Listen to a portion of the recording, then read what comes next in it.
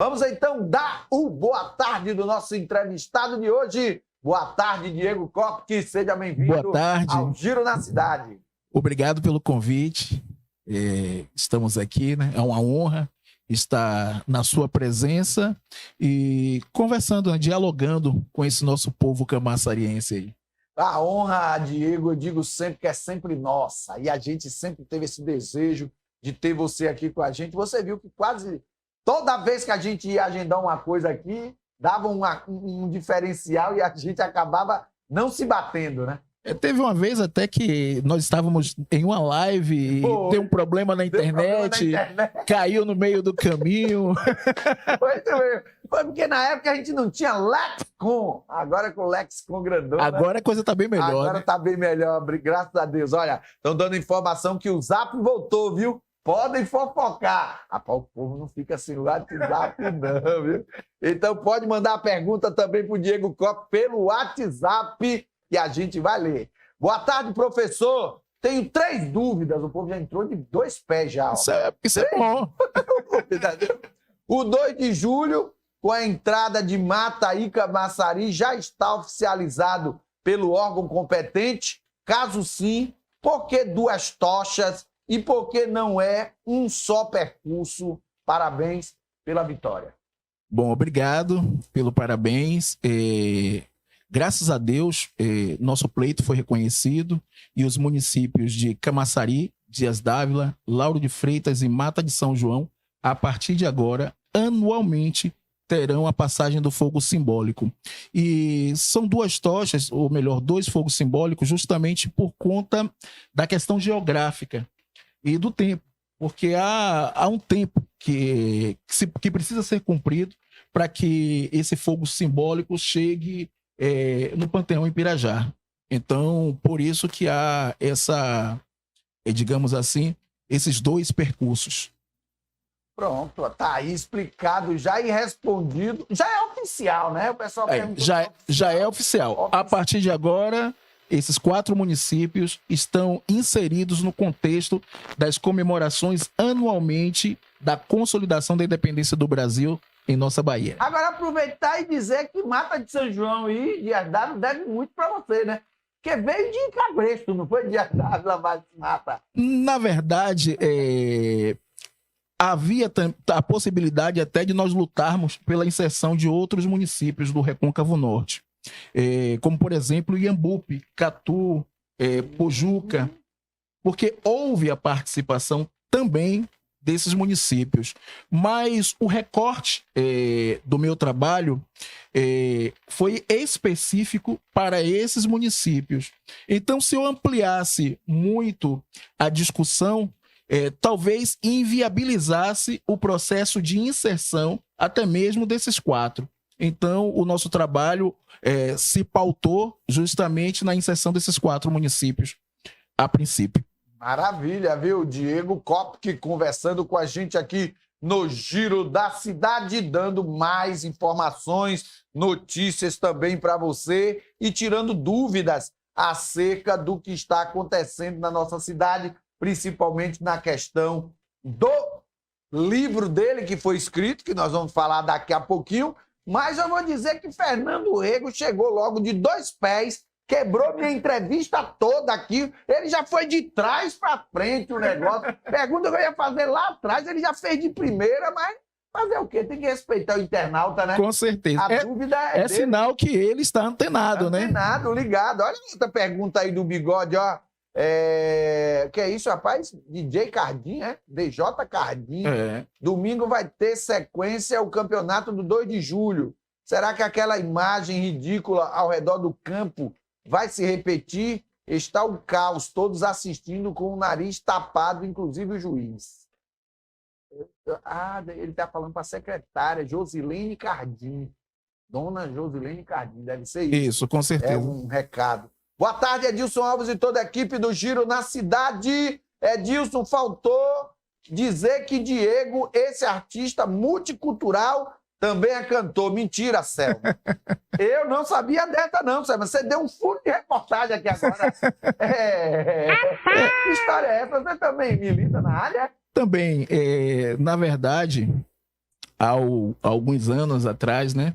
Nós trabalhávamos com música também. Eu sou compositor letrista, participei de alguns festivais, tive um grupo que chamava-se Fratura Exposta, que nós trabalhávamos muito com a mescla do blues, do rock e da MPB. E chegamos até a formatar um projeto que chamava-se Miscigena Blues, que celebra a nossa diversidade étnica e pluralidade cultural nessa perspectiva também de miscigenação musical. Maravilha, viu? Que bom, viu? Que vocês também aqui dá furo de reportagem aqui também. É no verdade. Giro da Cidade. Não estava nesse engajamento, mas a galera já colocou. Ô, Bispo, dizer para você que eu não estou desatualizado, não. O WhatsApp caiu, na mesma hora que caiu, a turma disse que voltou. A gente também está na mesma pegada, dizendo que voltou aqui no nosso bate-papo. Ele está aqui parabenizando você, Diego, dizendo que Camaçari ganhou e muito com o livro que Diego Copp escreveu e que Camaçari agora faz parte da história. É verdade, né? Agora... É verdade. Na verdade, Camaçari sempre fez parte da história. O que nós estamos trabalhando é na perspectiva de resgate dessa nossa história, dessa nossa cultura e dessa nossa memória.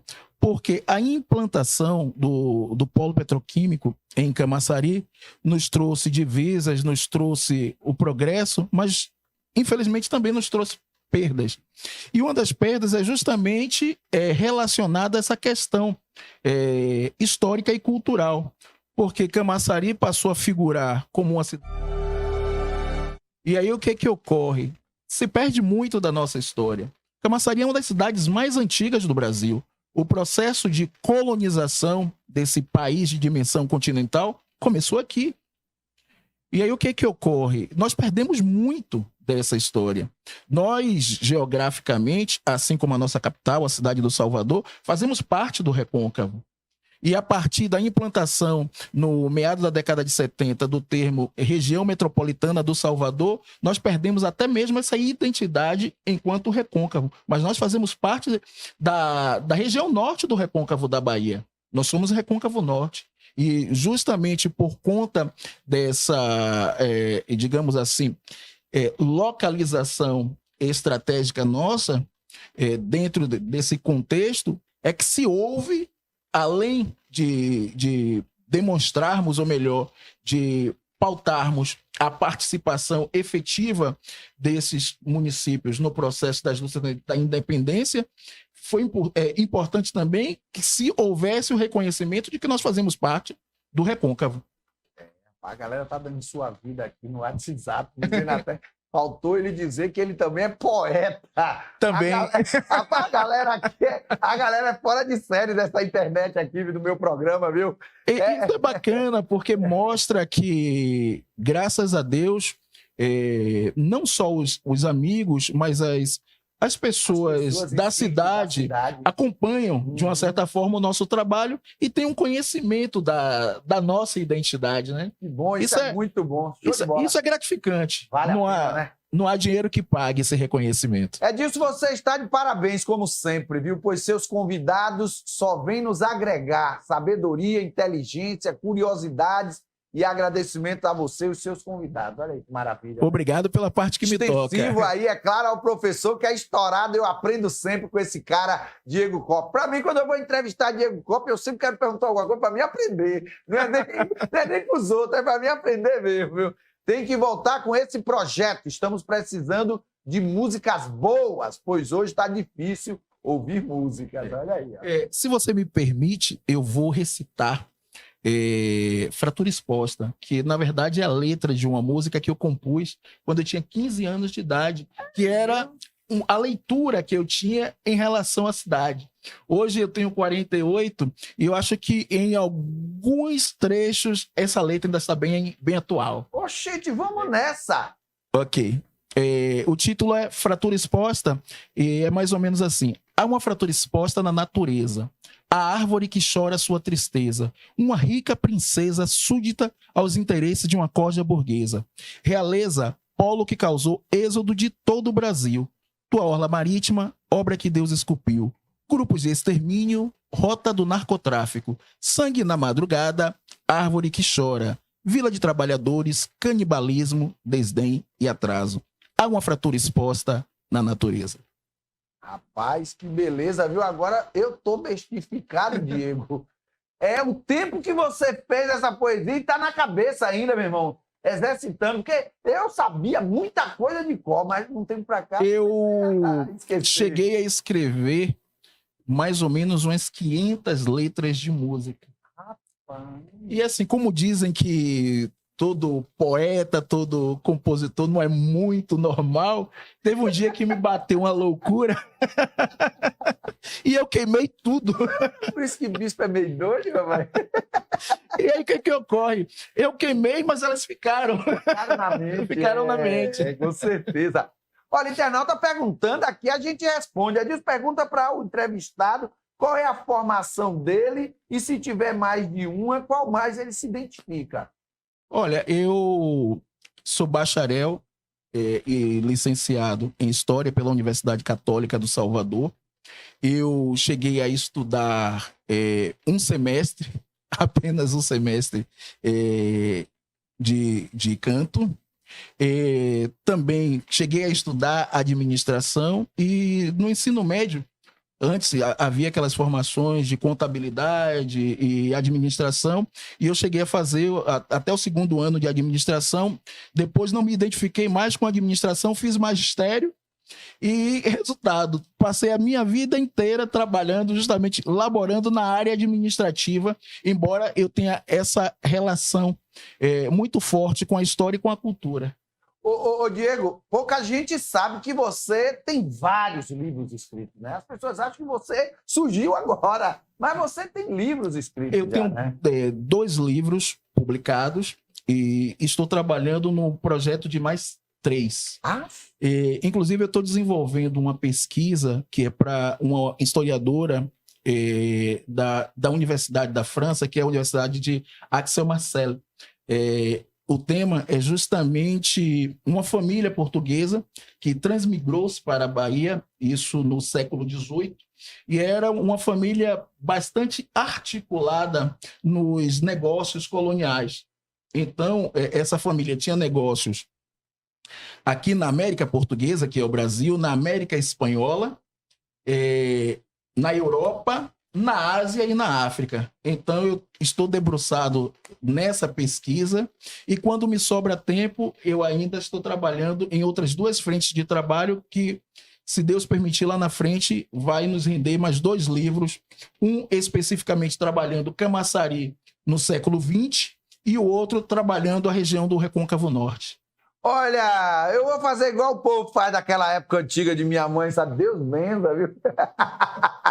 Rapaz, o cara que escreve livro pra mim é um pródigo. É difícil escrever livro, irmão.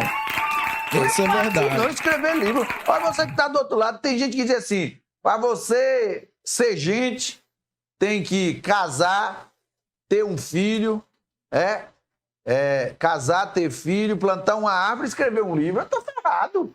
Até hoje eu não consegui escrever um livro. Nunca vou ter gente na vida. Olha, há tempo de se começar. Você pode tomar esse desafio a partir de agora. Tantas vezes já, rapaz. Já tentei. Eu tenho convicção que você dá conta. Algumas vezes já tentei. Aí quando eu vejo você dizer, eu tenho 2, estou agora para escrever o 3º, com propensão para mais 3, eu digo, meu Deus, como é que tem cabeça? Porque o cara também tem que estar bem na mente, né, para poder fazer a Olha, né, às vezes, quando eu não estou bem, a leitura e a escrita faz com que eu fique bem. É como se fosse uma terapia. Massa. Às vezes, estou passando por algum problema e vou para o arquivo público, que eu frequento muito em Salvador, o arquivo na Baixa de Quintas, e lá pesquisando, de repente a coisa começa a fluir e tal, que eu termino até esquecendo dos problemas. Maravilha, viu? Olha que é bom demais a gente conversar com um professor, pesquisador, historiador. Olha, já estão pedindo ali, eu sabia. Professor, poderia fazer uma doação de um livro para Edil sortear? E onde vende seu livro? Eu gostei da segunda parte. Bom, esse é um pedido muito oportuno, até porque eu só tenho disponível para venda, nesse momento, só 7 exemplares. Opa! Olha aí, Fernando Rego. Então, quem tiver interesse, faz contato comigo através do WhatsApp 71 993965422. E atendendo ao seu pedido, eu vou trazer um exemplar e deixar aqui com o Edilson para que ele faça o sorteio. Uma salva de palmas, quem não chora não mama. Agora eu fui o primeiro ou fui o segundo a comprar o seu livro? Você foi a segunda pessoa. Segunda pessoa, viu, Fernando? Eu fui comprar, fui buscar lá e li todo o seu livro. E foi no ápice da pandemia. Foi no ápice da pandemia, pô. Exatamente. Terminei o programa. Falei, onde é que você tá? Você disse, eu moro no condomínio, assim. Me aguarde aí, que não podia entrar, era uma confusão. Exatamente. Você veio me receber cá fora, não sei o quê. Não podia entrar justamente por conta da pandemia. Aí comprei o livro dele e aí me debrucei. Porque assim, eu tenho uma doença comigo, com o livro. Se eu pegar, eu fico com raiva de mim mesmo. Porque se eu pegar, eu tenho que terminar. Eu tenho que ler todo. Eu sei bem como é que é isso. Eu não consigo. Enquanto eu não leio a miséria, minha mulher diz que eu sou doente com essas coisas. Eu chego, às vezes, a ler 2, 3 livros ao mesmo tempo.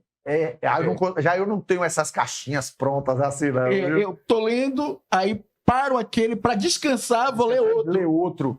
Aí eu fico na ansiedade para acabar aquele que eu comecei. Aí peguei o seu e recomendo, viu, gente? Para conhecer Camaçari, para saber as datas específicas, para saber como foi que isso tudo aconteceu. O livro do Joanes ao Jacuípe, não é isso? Isso, uma história de muitas querelas. Eu queria até que, inclusive, tensões e disputas locais. Falasse um pouco sobre esse livro. Tem muita gente aqui de Mata de São João, de Pojuca, de Catu, que não sabe dessa história e que faz parte também, né, dessa história. Sim.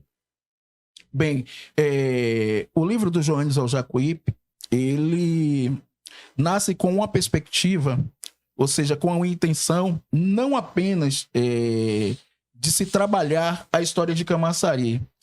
Você que leu, você percebe que nós trabalhamos a construção dessa região, norte do Recôncavo.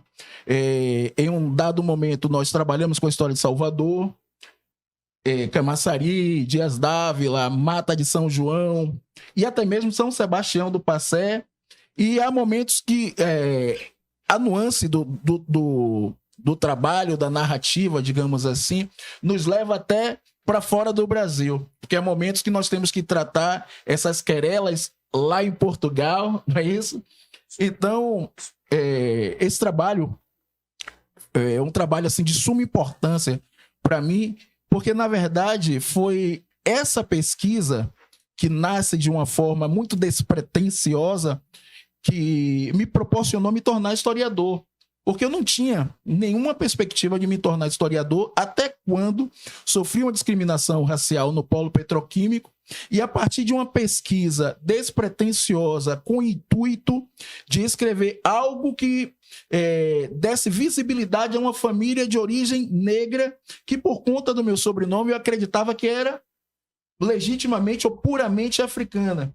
E aí mergulho nessa pesquisa e descubro que, na verdade, há um processo de miscigenação enorme nessa minha família e cujo sobrenome, o qual eu tinha a mais completa convicção de que fosse africano, na verdade, era alemão. Agora foi que deu essa história. Imagina um negão desse. Alemão, viu? Alemão, Diego Kopp. Bom demais ouvir essa história. Ficou engraçado porque a gente sabe que conhece os alemães, assim, aqueles bichos branquelão, todo mundo. Um exemplo o ex-goleiro da seleção alemã, Andreas Kopp. E nós temos um parentesco bem distante, mas temos. Pois é, eu sou a 10ª geração de um cônsul alemão, representante da Liga Hanseática, que se estabeleceu em Portugal em 1636 e em 1638 ele fundou a primeira casa produtora e exportadora de vinho do Porto, que é a Casa Kopp. Eu sou a 10ª geração desse fundador, dessa companhia. Os meus ancestrais que se estabeleceram aqui na Bahia, um foi o Nicolau José Kopp, que foi proprietário do Trapiche Barnabé, você deve conhecer, que está em ruínas ali no comércio. E o outro, o irmão dele, foi proprietário de um engenho de cana-de-açúcar denominado de Engenho do Jacaré, em São Sebastião do Passé, que ficava justamente às margens dos rios Joanes e Jacuípe. Agora, volta para mim aqui para me perguntar, Diego, aproveitando, curiosidade pessoal. Você viajou muito nessa sua árvore genealógica para descobrir isso. Por que a gente aqui não tem um instituto ou alguma coisa para descobrir a árvore genealógica das pessoas? Tem muita gente que tem esse interesse, mas não consegue. Olha, existem pesquisadores profissionais que se debruçam nesse trabalho. Aqui na Bahia, nós temos o Instituto Genealógico da Bahia, fica na cidade de Salvador, e inclusive sediado no Instituto Geográfico Histórico. Há pesquisadores e há pesquisadores bastante capacitados que fazem esse trabalho de pesquisa. O que ocorre? Com essa experiência dessa pesquisa genealógica, eu pude aplicar esse conceito, esse conhecimento no meu livro, no meu primeiro livro, do Joanes ao Jacuípe. Eu não sei se você se recorda, mas no último capítulo, quando nós tratamos justamente das raízes de algumas antigas famílias da região, nós traçamos a árvore genealógica de algumas famílias mais antigas daqui de Camaçari. Beleza, viu, rapaz? Eu gostei dessa, viu? Eu tinha muita vontade de ver essa minha árvore genealógica, porque assim... Agora, desculpe não te cortando, mas... Aqui o bate-papo é solto. Você pode fazer essa sua... Se você tiver uma curiosidade de onde vieram os seus ancestrais, você pode fazer o exame de DNA. Porque eu fiz a pesquisa genealógica na seara documental. Eu tenho mais de 20 gerações catalogadas, documentadas. Mas, além dessa pesquisa, eu fiz também o exame genético, o de DNA.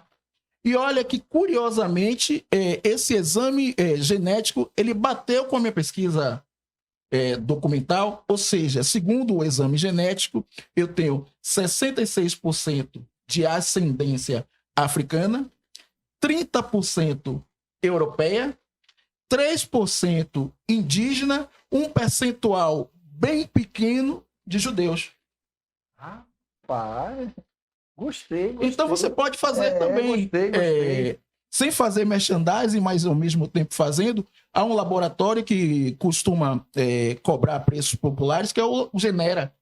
Aí você pode fazer através do Genera. Oxe, vamos sim. Já você e todos aqueles que estão nos assistindo, né? Igual a mim, tem muita gente que gostaria de saber, né? Sobre a sua genealogia e às vezes não consegue, porque a gente não tem esse costume. O europeu tem mais esse costume, sim. Não é? Eu digo isso porque tem muita gente que vem da Europa, que são meus amigos, e diz, rapaz, lá o menino nasce, ele já nasce com a certidão e a árvore genealógica dele, de onde veio para trás. Então é dali para frente que ele constrói. Agora sim, uma coisa que as pessoas às vezes buscam é ascendência nobre. No trabalho de pesquisa genealógica, eu não digo a ninguém que trabalhe nessa perspectiva, porque nós somos um povo miscigenado e nobres são todos os nossos ancestrais, independente de uma linhagem, digamos assim, europeia, africana, indígena e afro-brasileira. Todos os nossos ancestres, eles caminharam durante, ao longo de todo um processo histórico para que nos abrir caminho para que chegássemos aqui. Então, sim, essa nossa linhagem, independente de um contexto histórico e social, eles são nobres, não é verdade? Com certeza. E olha, eu dizer para você, vamos botar as perguntas logo do povo, aí bota na tela, porque senão vai dar 7 horas, eu tô com o Diego Coppe aqui, viu? Aposto que Fernando Rego se referiu à música boa dos meados do anos 70 e 80. Pode ter certeza, Bigode, é nessa faixa. Boa noite, meu amigo Edilson Alves. Esse cara é muito inteligente. Com certeza, Palhaço Macarrão. Obrigado. Até anos 90, Bigode. Hoje, poucas se salvam. Ali eles estão rolando ainda na questão da música, né? Verdade. O Zap já retornou, ok? Ok, irmão Salles. Boa noite, irmão Edilson Alves. Estou ligado no seu programa top. Abraços para o meu amigo Diego. Esse aí é o Nilson Carvalho, do Papo de Artista. Obrigado, Nilson. Grande amigo. Viu? Gente finíssima. Já falou em fazer um desenho seu já? Ainda não me deu essa O honra. homem é fera. Né? É verdade. Olha, eu tô apaixonado por mim mesmo. Depois que ele pintou o quadro. O quadro ficou perfeito demais. Lindo, lindo, lindo, lindo. Nilson é um artista... Assim, porque eu já fiz vários quadros de minha pessoa. Já várias pessoas, amigos meus. Mas o de Nilson ficou realista demais, assim. Ele é uma perfeição. Olha, Nilson, terminou aguçando aqui a minha curiosidade, viu? E Diego é fortíssimo porque é historiador, irmão, viu? É historiador. Grande Diego Kopke. Tem mais aí, produção? Se não, eu vou pro Zap aqui. No Zap tem. Vem cá, nessa história toda que a gente conta, você também se envereda para o lado de Monte Gordo, né? Sim, é impossível você trabalhar a história de Camaçari sem que você transite por Barra do Jacuípe, Barra do Pojuca, Monte Gordo e até mesmo Açu da Torre, que até o início do século XX, até 1924, pertencia a Camaçari. A Praia do Forte pertencia a Camaçari. Se você e aqueles que estão nos assistindo não sabem, até 1924, a Praia do Forte também fazia parte do nosso território. Aí foi rateando, né? Exatamente. O dia Dávila hoje era de Camaçari até hoje. Deixa eu dar uma informação histórica importante aqui. A nossa cidade, ela completou agora no dia 29 de maio, 465 anos de fundação. Como eu disse no início da nossa conversa, o processo de colonização do Brasil começa aqui nessa região. Então, primeiro foi fundado o Aldeamento do Espírito Santo, que deu origem à Vila da Nova Abrantes do Espírito Santo, que hoje conhecemos como Abrantes, isso em 1558. 2 anos depois, em 1560, foi fundado o Aldeamento de Santo Antônio de Rembé, que hoje nós conhecemos como Arembé. No mesmo ano, foi fundado o Aldeamento de Santo Antônio da Barra da Ressaca do Rio Jacuípe, e deu origem à Barra do Jacuípe e a Monte Gordo. Sim. E, por fim, em 1561, o Aldeamento de Bom Jesus de Tatuapara, que deu origem a Açu da Torre, que hoje nós conhecemos como a Praia do Forte. Conhecimento é com ele, viu? Pode ter certeza. Mandar um abraço para minha turma lá de Monte Gordo, que me assiste aí, rapaz. Minha amiga N, minha professora também, Laclélia, ligadinha, a Luciene, minha pedagoga. Mandar um abraço pro meu amigo Adilton, rapaz, Monte Gordo. A Davi da feijoada, encontrei essa semana. Se eu quero ver que dia você vem comer essa feijoada aqui na feira. Tem um garoto, um jovem, que ele faz um trabalho bacana. E assim, se ele ainda não se descobriu como historiador, acredito que ele tem uma vocação muito grande, que é o Lucas Góes, de Monte Gordo. Então aproveita aqui o espaço para deixar registrado esse abraço para Lucas. Vai para Fernando Rego, 29 de maio, sério? Data do meu nascimento. Pois é, então parabéns, Fernando.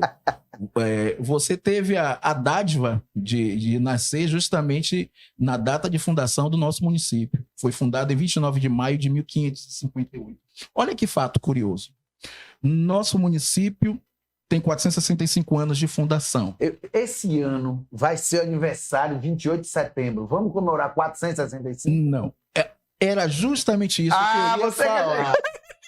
Pronto, olha, nós estamos afinados. Existe uma diferença aí.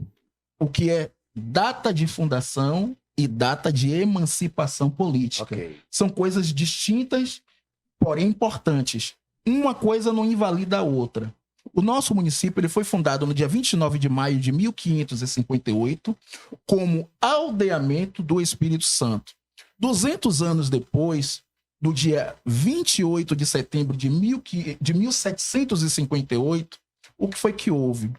Houve o início de um processo de transformar os indígenas que faziam parte daquele aldeamento em súditos da coroa portuguesa, em cidadãos, para que eles produzissem excedentes, ou seja, riquezas, para Portugal, para que pudessem pagar impostos.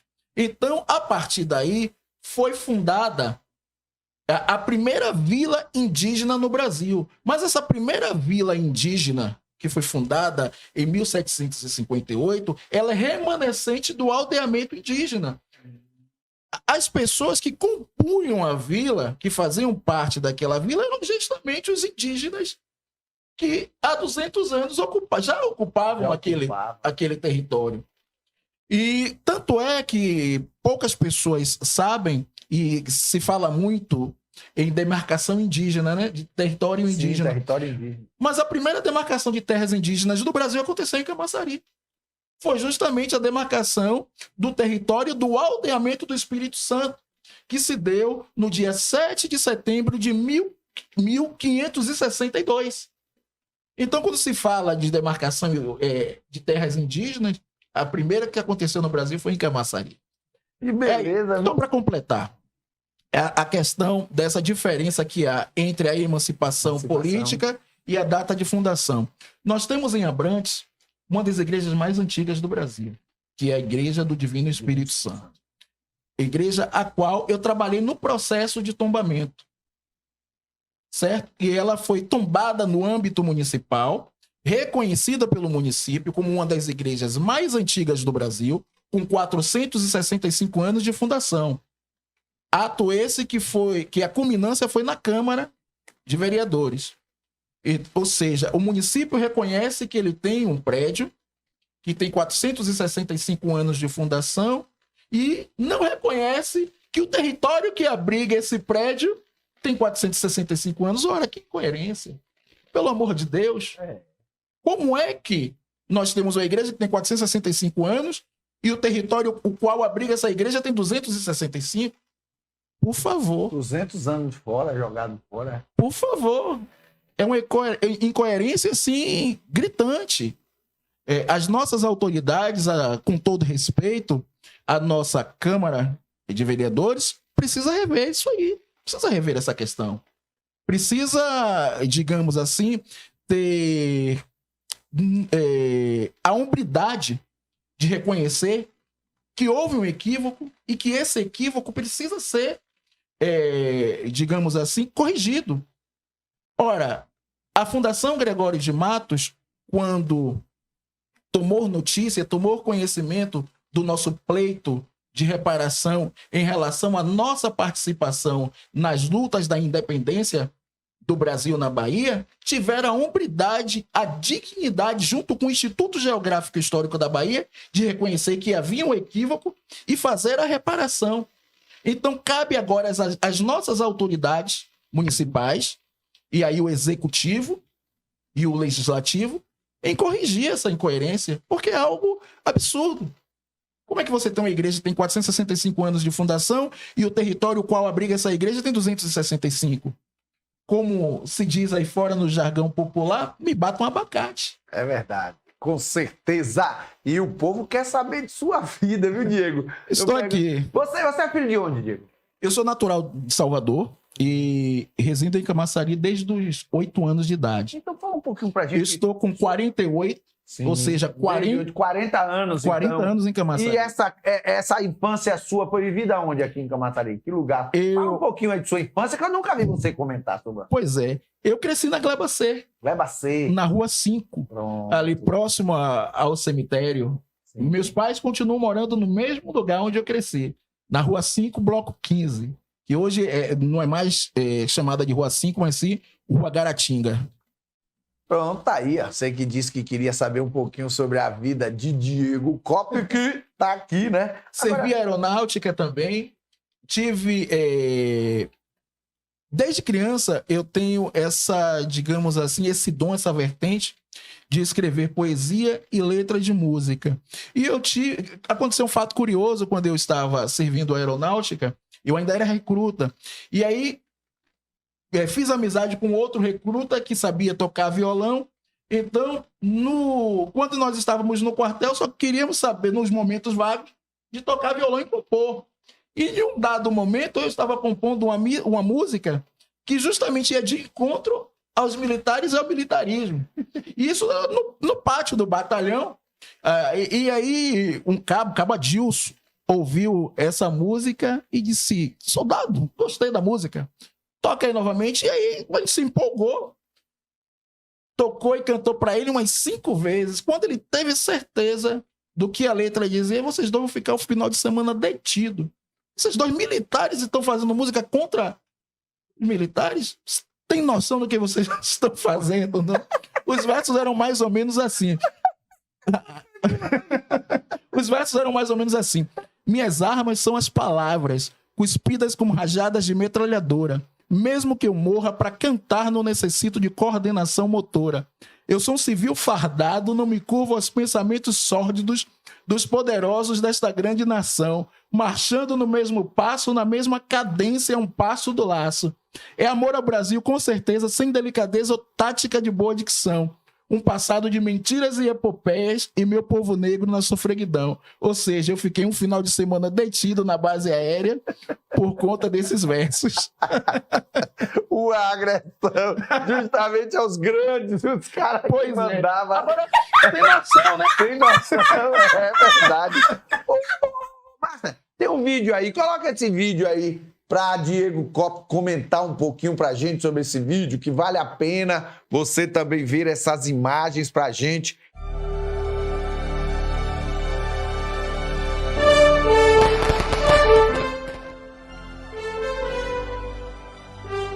Vou passar aqui para a secretária de Camaçari, a nossa cerâmica, que é uma arte belíssima da nossa cidade. Muito obrigada. Você segura, Diego, por favor, porque agora eu vou passar para vocês 2 presentes que são muito importantes para a gente. O primeiro é uma coleção editorial que faz exatamente 10 anos, que foi lançada junto com a Fundação Pedro Calmon e o Governo do Estado. Está aqui a coleção Tempo Antigo.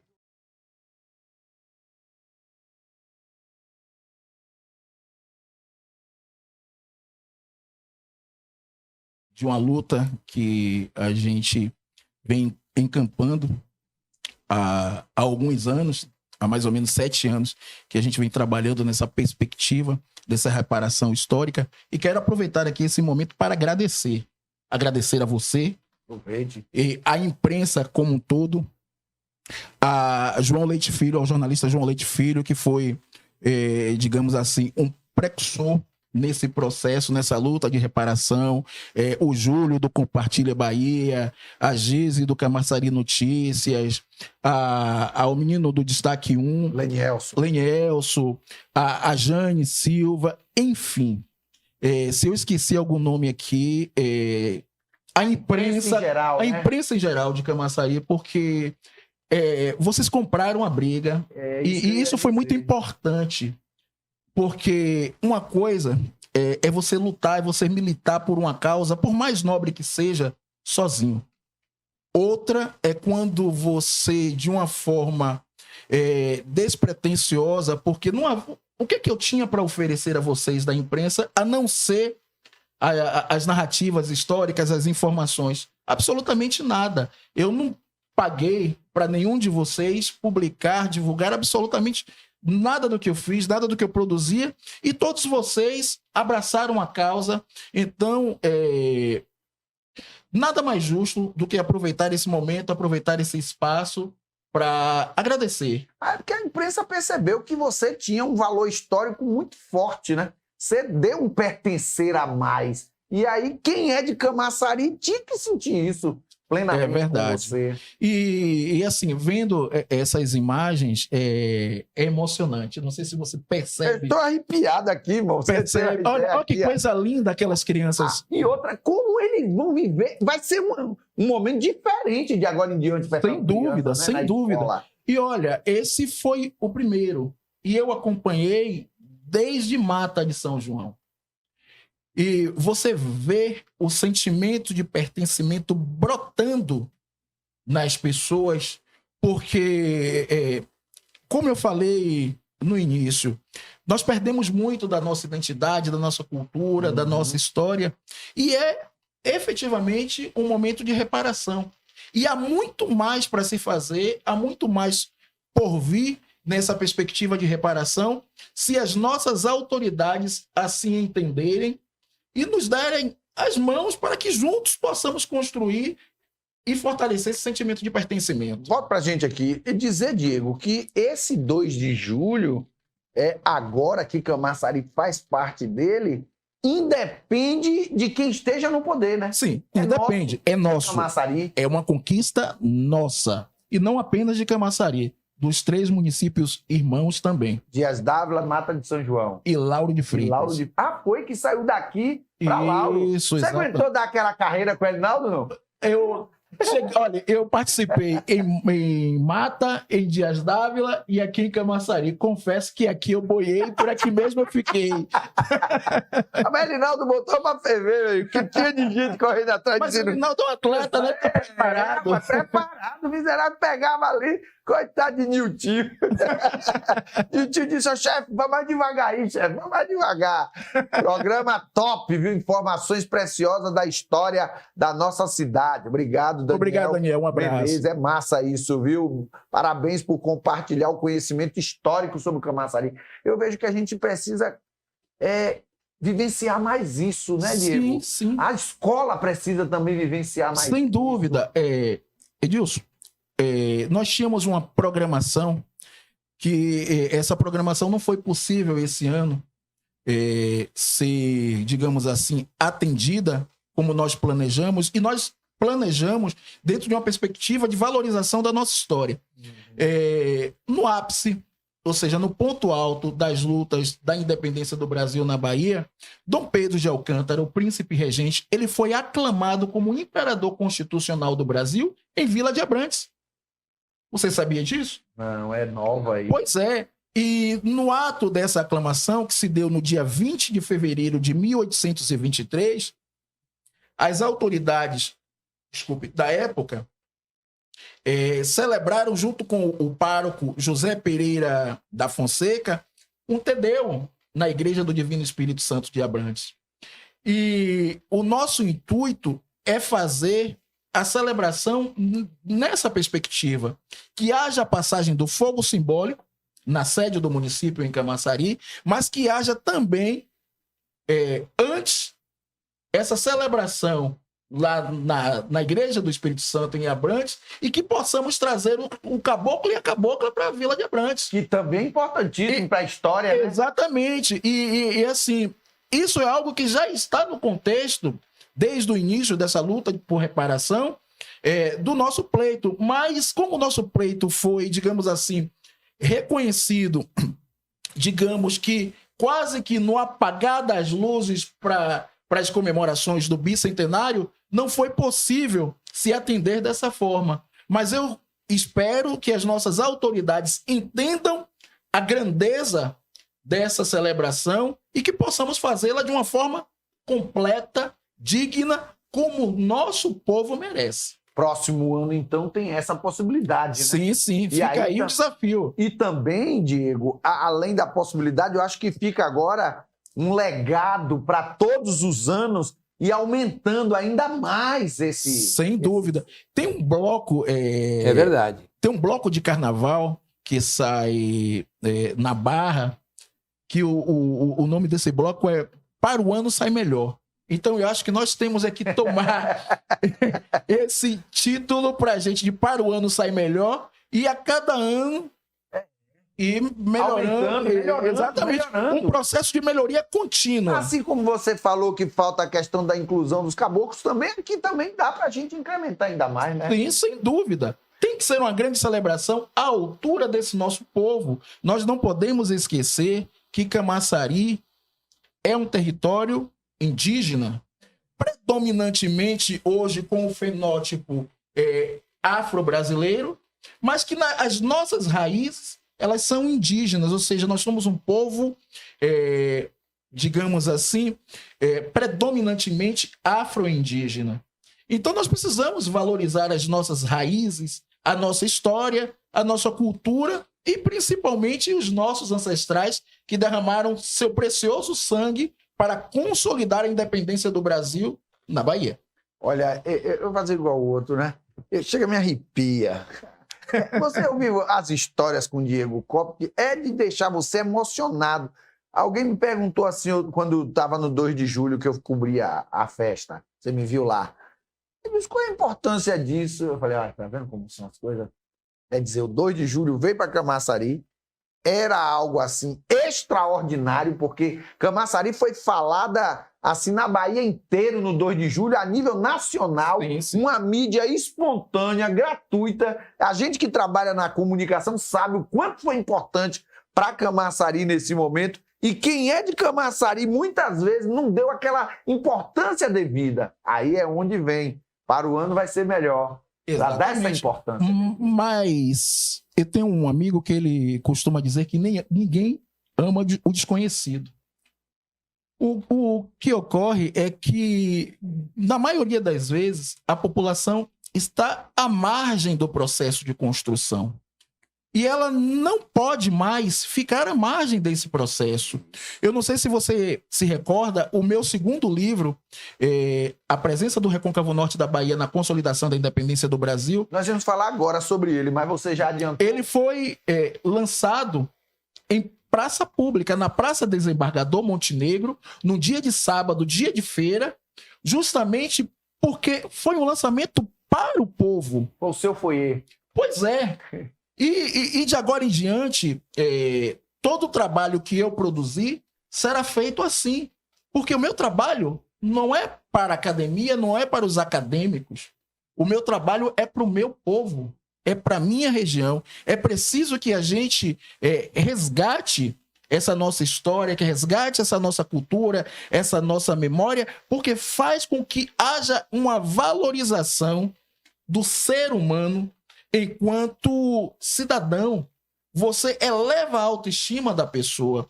Ele olha para si e diz, poxa, o meu ancestral, o meu bisavô, o meu tataravô participou dessa guerra, participou dessas lutas.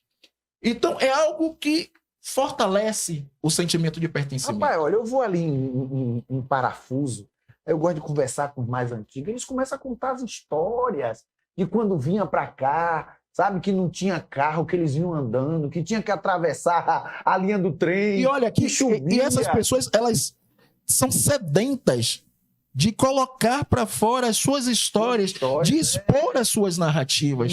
Então, é preciso que os jovens se apropriem desse conhecimento. É o famoso... Porque nós não somos imortais, né? Verdade. Nós morremos e tudo se perde. E o que fica? Pois é. É essa história. Exatamente. Precisa ser Mas contada. fica se nós trabalharmos nessa perspectiva.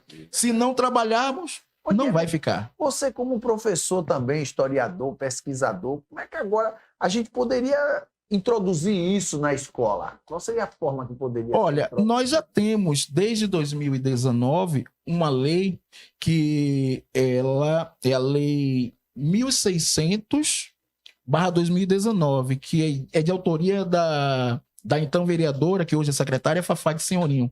É a Lei de Obrigatoriedade do Ensino da História Local. Só que nós temos a lei, mas não foi posta em prática. E o Brasil é cheio de leis que não são praticadas. Que costumam chamar de lei para inglês ver. Eu espero que essa lei ela seja tirada do papel e vá para a prática. Atenção. Fica aqui um apelo à secretária Neurilene Martins, que é nossa amiga. Conversamos muito, nos damos muito bem, mas fica aqui esse apelo. Secretária, por favor, coloque em prática a lei de obrigatoriedade do ensino da história local em nosso município.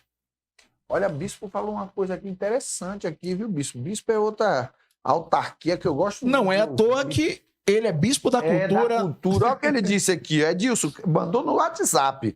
Quero registrar que Diego Coppola foi um dos construtores para a existência da Secretaria, Conselho e Fundo da Cultura de Camaçari, junto comigo, com Mutacani, Mônica Homem, Deri Xavier, professor Vinícius e professora Deise.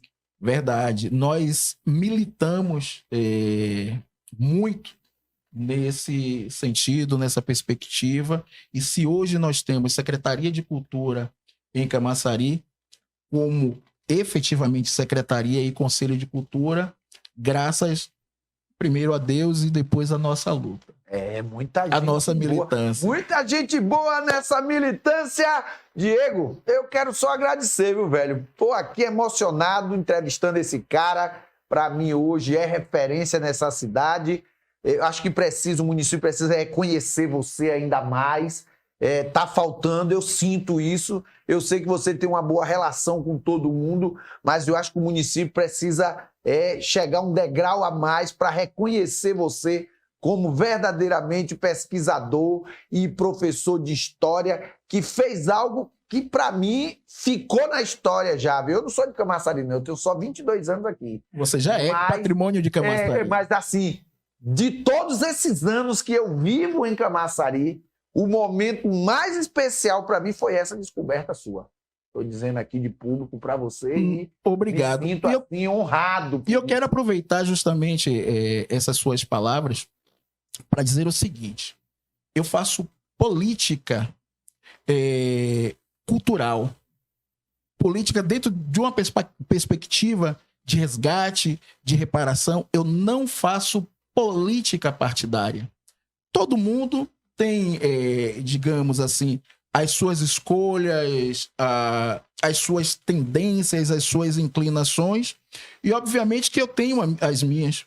Mas o meu trabalho, ele não está posto para discutir essas questões políticas partidárias e nesse sentido, seja qual for, qual cor seja, eu estou aqui para ajudar a construir, a resgatar a história, a cultura e a memória dessa nossa cidade e, se possível, da região.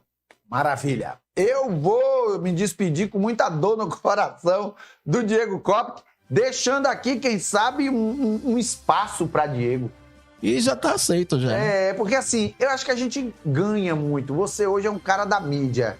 E a gente tem um quadro aqui, sempre que a gente fala de dicas do especialista. Você hoje é um especialista. Quem sabe a gente abrir um quadro para você dar dicas, orientações, fazer coisas assim, de 2 minutos, 3, para que as pessoas conheçam mais Camaçari. Eu Pode já falei contar com comigo. esse povo aqui da televisão que eu tenho uma vontade de começar meu programa cantando o hino de Camaçari, que é outra coisa que eu sinto falta na cidade. Sim, tá aí uma figura importantíssima para nossa cidade, que é o Enoque Norberto. Isso. O autor do nosso hino, que precisa ser reconhecido também. A turma do Samba Chula, Filhos de Oió, entre inúmeras representatividades que nós temos na cidade. Eu queria te fazer um pedido antes de encerrar. Nós temos aquele vídeo curtinho de 30 segundos, que inclusive Tá aí, você produção. aparece no final correndo, se é possível. Diego Kopke, que não é brincadeira não, eu pensei que ele ia esquecer, mas que nada, rapaz. Ele mandou aqui, rapaz, deixa eu botar aqui pra produção aqui, pra ficar mais fácil pra ele. Dá logo em matérias, produção, que aí ele já tá lá já na última aí. Foi o 2 de julho que aconteceu aqui. Boa noite. Brio. Não é isso? Ela tá reclamando que diz que eu falo brió. É Brio. Neidinho, você é maravilhosa. Edilson, passa as mensagens, dá tempo. Vá passando. Olha aí, vá passando, rapaz. O povo pede, aqui é vocês que mandam. Camaçari tem agora 2 fases. Antes e agora, com sua descoberta histórica. Nunca tinha tido o prazer de ouvir você falando. Gratidão por tudo. Olha, Obrigado, muitíssimo obrigado, Fernando. Demais ouvir essas coisas, né? Quando você quiser, eu estou à disposição para tomarmos um café e conversarmos.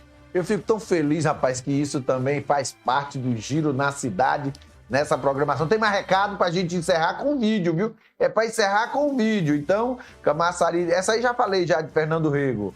Professor, no seu livro fala tudo isso, inclusive essa data, vou querer um. Olha aí, ó. O primeiro livro já está esgotado, nós fizemos uma tiragem apenas de 1.000 exemplares. 1.000. Isso, e já esgotou. E o segundo, nós fizemos uma tiragem de 500 exemplares e só temos à disposição para venda 7 exemplares. Quer dizer, esse eu comprei o primeiro ou o segundo? Você comprou o primeiro. O primeiro, né? Das Isso. querelas, né? Isso, Já tem o exatamente. segundo. Já tem o segundo.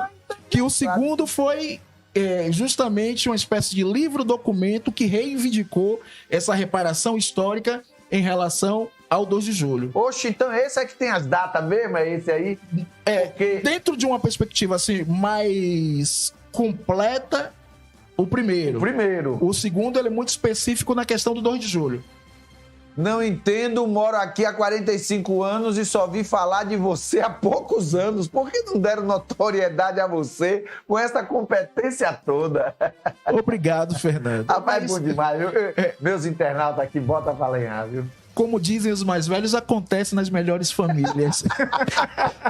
Mas nada melhor do que um dia após o outro e a reparação pode ser feita. Exato. Assim como aconteceu com a data de Camaçari. Vamos ver o vídeo? Eu vou embora, viu? Mas você vai, é claro, ver esse vídeo que Diego Cop fez questão, só porque eu tô lá no fundo correndo. Até amanhã, se Deus permitir, viu, Neide? Beijo pra você, hein? Quero ganhar presente da @vestuário Brió. Ó, lembre do ó. Brió.